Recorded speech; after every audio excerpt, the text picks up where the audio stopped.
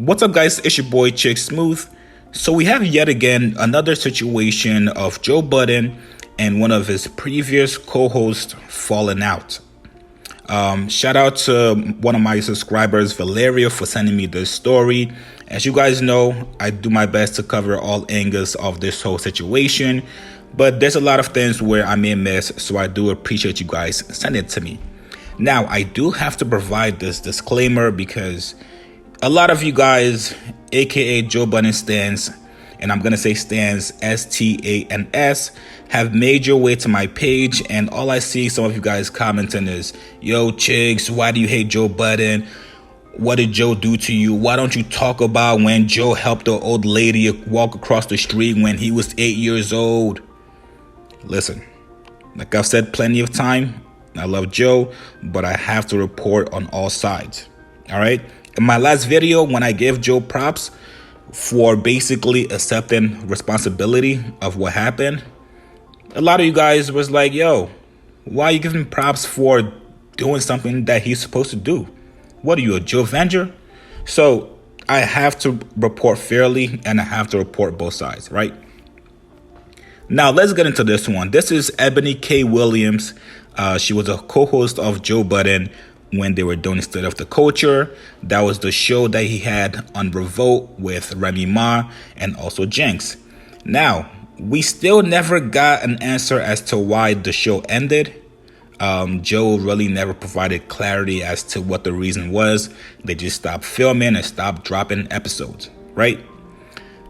Eboni K. Williams was the girl who a lot of people were saying that her and Joe Budden may look good as a couple, right?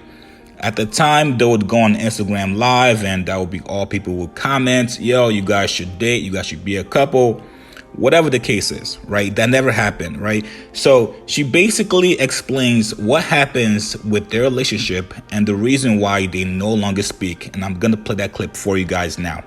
Yeah, the legacy of what, like I said, was a 6-year, I think, real pinnacle of the height in which podcasts, particularly Black podcasts, can go, because Joe Budden podcast transcended the highest heights of podcasting. Absolutely.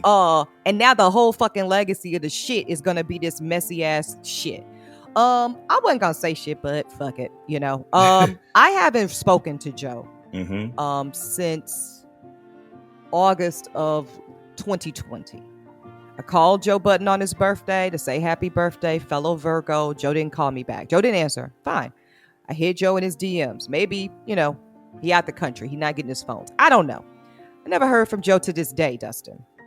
Now, and Joe and I enjoyed, I think, a really nice professional relationship up until that point. Yes. Now, the only thing that I know that changed from when Joe and I would speak, not frequently, not best friends, but certainly regularly. Cordial. Yeah. Very much more than cordial.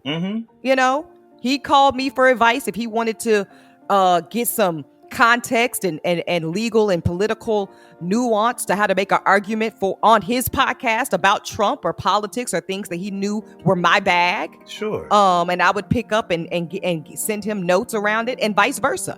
When I would want to get, business advice around, podcasting landscape and stuff, he would do the same. And then it went ice cold.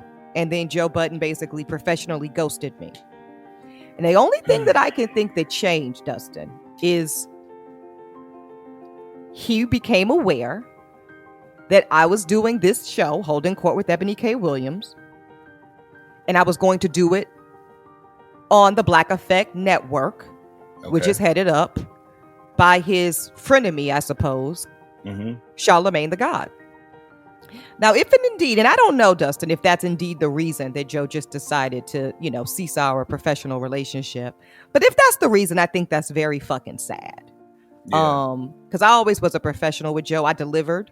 And it was really unfortunate to me that you couldn't even be a grown up enough to say, "Yo, E, if you indeed had a feeling about that, I would have loved to welcome you to my upcoming network, and we could have done," if that's indeed the situation. But see, then that doesn't fly, Dustin. Why?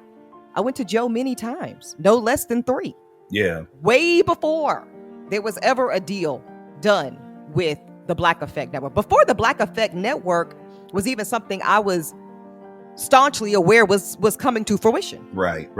Because I was already, obviously, even though, yes, Charlemagne the God and I have had a long-standing, almost 5-year professional relationship, we weren't in business together in that way at that point. Totally get it. So I was co-hosting State of the Culture with Joe. Our on-air professional chemistry was obvious. So I went to Joe no less than 3 times. Hey, Joe, what do you think about, and this was when he was on Spotify, Dustin. What do you think about, I'm shopping something over at Spotify. What do you think about collaborating in some kind of way? Maybe putting this, adding this as a supplemental content offering to the audience you're clearly building successfully at Spotify. He basically said, yo, E, I think you're great. I think you're talented. I think your podcast will be a hit. I don't have the bandwidth. Cool.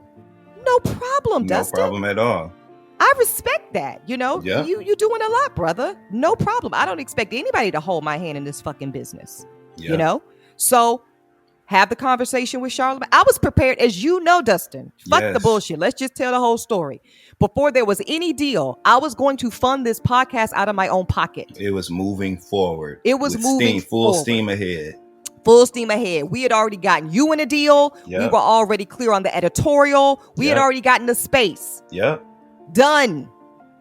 And then in the 9th hour, our brother Charlemagne the God and the good people at iHeart made a deal that was worthwhile to launch this show. Yes. That is simply what happened. Nothing was ever personal. I don't think anybody was disrespected. But like I said, one day I was talking to Joe Budden. The next day I wasn't. So when I see this falling out with him and Rory and Mal, it doesn't surprise me, Dustin, for the same reasons that you articulated. I think it's unfortunate. And I think this is the lesson. And I'm not shaming Rory and Mal with what I'm about to say. No, not at all. But this is exactly what happens. This is the ammunition you give someone that you're in business with when you do not show up with business principles, transparency, and just moving a certain way in the beginning of the fucking relationship. Exactly.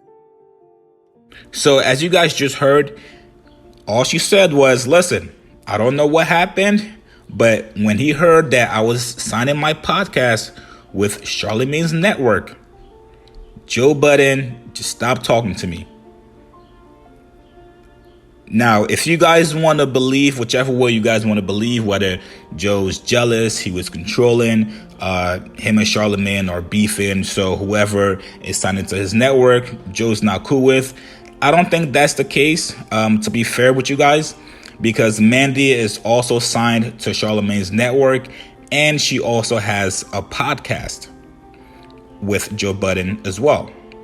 So whatever the situation is, maybe Joe has a girlfriend and she wasn't too comfortable with Joe and Emily and their relationship. But I'm not going to say that this is the situation where Joe was basically jealous and just ghosted her. But I would like Joe to come out and address this, to basically put this to rest. Because if he doesn't, it's just going to look like another female coworker that Joe did not get along with, and he ruined their relationship. I'm just telling you guys what it is. That's what it's going to look like if this story carries on and gets bigger. It's going to look like Joe, female coworker, didn't get along, whatever the case happens. Tell me what you guys think about this. Post your comments below. Subscribe to my channel. I'll see you guys later.